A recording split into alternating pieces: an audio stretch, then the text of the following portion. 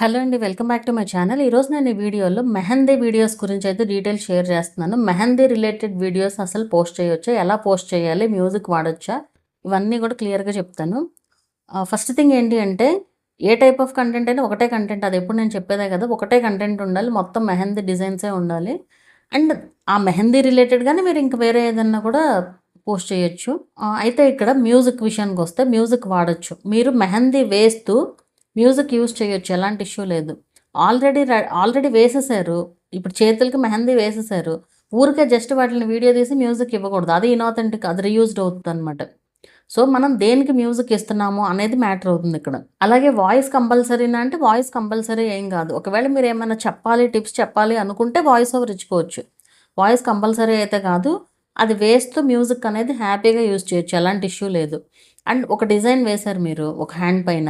మళ్ళీ అదే డిజైన్ మళ్ళీ వేయాల్సొచ్చింది. వేయొచ్చు. మళ్ళీ వీడియో కూడా పెట్టుకోవచ్చు. ఎలాంటి ఇష్యూ లేదు. ఎందుకంటే వేరు వేరు మొత్తం కంప్లీట్‌గా. వేరే వీడియో ఇది. సో, ఎలాంటి ఇష్యూ ఉండదు. మీరు హ్యాపీగా చేసుకోవచ్చు. వీడియోస్ అయితే రిపీట్ చేయకూడదు. అంటే ఒక వీడియోలో యూజ్ చేసిన వీడియోని ఇంకో వీడియోలో యూజ్ చేయడం, లేదా వీడియోలో యూజ్ చేసిన దాన్ని మళ్ళీ దాన్నే షార్ట్‌లాగా ఎడిట్ చేసి పెట్టడం లాంటివైతే చేయకూడదనమాట. మీరు లాంగ్ వీడియో కోసం తీసుకుంటే లాంగ్ పెట్టేయండి. షార్ట్ కోసం తీసుకుంటే షార్ట్ పెట్టేయండి అంతే. మళ్ళీ దాన్ని దీన్ని అయితే కలపొద్దు. అలాగే ఇందులో ప్రెజెంటేషన్ అనేది కూడా చాలా ఇంపార్టెంట్. వ్యూస్ రావాలి అన్నా, వాచ్ అవర్స్ రావాలి అన్నా కూడా ప్రెజెంటేషన్ అనేది చాలా ఇంపార్టెంట్. ప్రెజెంటేషన్ నీట్‌గా ఉంటేనే కదా! అది క్లియర్‌గా కనిపించాలి. లైటింగ్ అది కూడా నీట్‌గా ఉంటేనే కదా క్లియర్‌గా కనిపించేది వీడియో.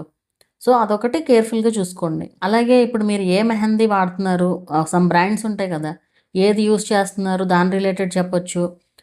ఏది ఎక్కడ దొరుకుతాయి అనేది మీరు ఆ షాప్స్ చూపియొచ్చు. లేదంటే ఫ్లిప్‌కార్ట్ అట్లాంటి వాటిలో ఏమన్నా దొరికితే మీరు ట్యాగ్ చేయొచ్చు మానిటైజేషన్ అయితే.